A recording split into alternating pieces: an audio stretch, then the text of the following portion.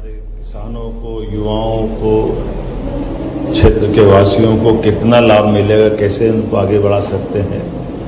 खास करके हमारा अपना राज्य कृषि प्रधान बड़ा राज्य है और हमारी देश के अंदर कंट्रीब्यूशन भी बहुत बड़ा है। ऐसे में भविष्य की दृष्टि से हमारे किसानों के लिए उनकी फसलों के उत्पादन में आने वाली बीमारियों की सही समय से जांच, सही समय पे उपचार और उत्पादन बढ़ाते हुए कम लागत से उनको इस एआई का भी क्या लाभ मिले और क्षेत्र क्षेत्र में भविष्य की फसल के विविधीकरण का लाभ भी कैसे मिले।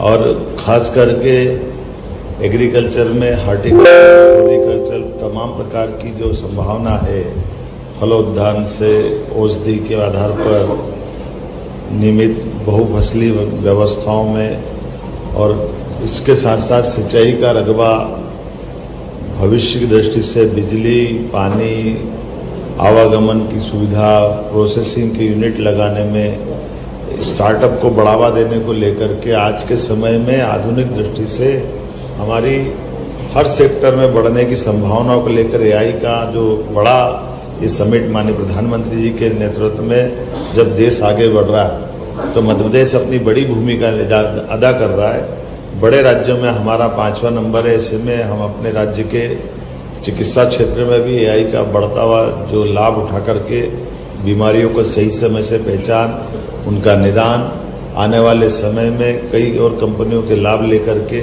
हमारा दूरस्थ अंचल में भी चिकित्सा क्षेत्र में हम प्रभावी भूमिका अदा कर पाएँ।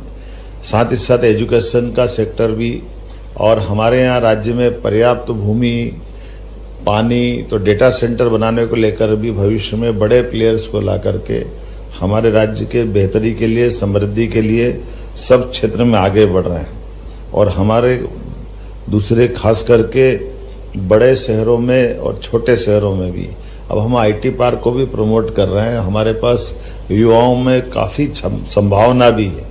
ऐसे में हमारे युवाओं को अपने राज्य में रोजगार दिला करके एआई के माध्यम से भी हम उसका कैसे लाभ मिले, इस दिशा में विचार कर रहे हैं। जब मैं एआई का मध्य प्रदेश के सिस्टम की बात करता हूं तो computer infrastructure, talent development, startup support, industry में उपयोग और रिसर्च और इनोवेशन से जुड़ करके इंडस्ट्री से जुड़े रिसर्च सेंटर को भी प्रोत्साहन देने की दिशा में आत्मनिर्भर भारत और आत्मनिर्भर मध्य प्रदेश के लक्ष्य की तरफ हम आगे बढ़ते दिखाई देंगे।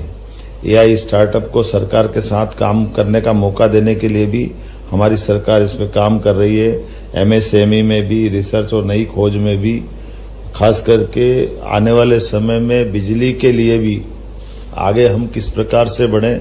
मैं उम्मीद करता हूं कि आज के समय में जब राष्ट्रीय लक्ष्यों की तरफ से हम आगे बढ़ने के लिए मध्य प्रदेश को कदम से कदम मिला करके आगे बढ़ने की संभावना की तरफ देखते हैं तो नई टेक्नोलॉजी के लिए एआई का बड़ा उपयोग करते हुए हम आगे बढ़ेंगे। इस उम्मीद के साथ मैं मध्य प्रदेश सरकार की ओर से हेल्थ, एजुकेशन, एग्रीकल्चर, ऐसे इंडस्ट्री और टूरिज्म, खास करके 5 सेक्टर के साथ एनर्जी सेविंग के भी क्षेत्र में हम कैसे इसका लाभ लें, ऐसे प्रत्येक क्षेत्र में हमने अपनी संभावनाओं को लेकर कई कंपनियों के साथ एमओयू भी किया है, कई कंपनियों को बुलाया भी है और मध्य प्रदेश भविष्य में हमारे इस पूरे सेक्टर में बड़ी भूमिका अदा करेगा।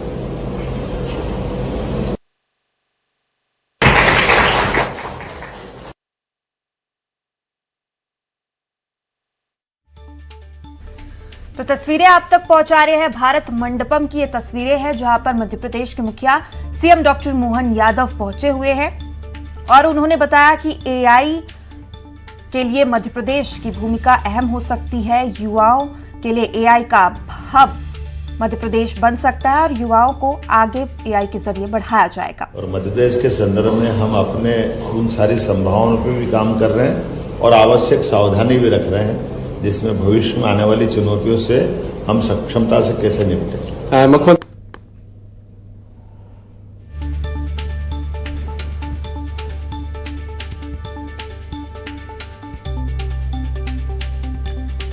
तो दिल्ली के भारत मंडपम में इंडिया एआई इम्पैक्ट समिट 2026 आयोजित किया जा रहा है जिसमें प्रदेश के मुखिया सीएम डॉक्टर मोहन यादव पहुंचे हुए हैं।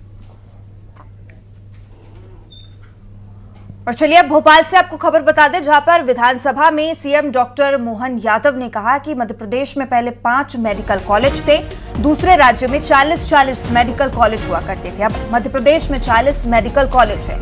देखिए, विधानसभा से सीएम डॉक्टर मोहन यादव का बयान सामने आया। उन्होंने कहा कि मध्य प्रदेश में पहले 5 मेडिकल कॉलेज थे और दूसरे राज्यों में 40 मेडिकल कॉलेज थे, लेकिन अब मध्य प्रदेश में भी 40 मेडिकल कॉलेज है।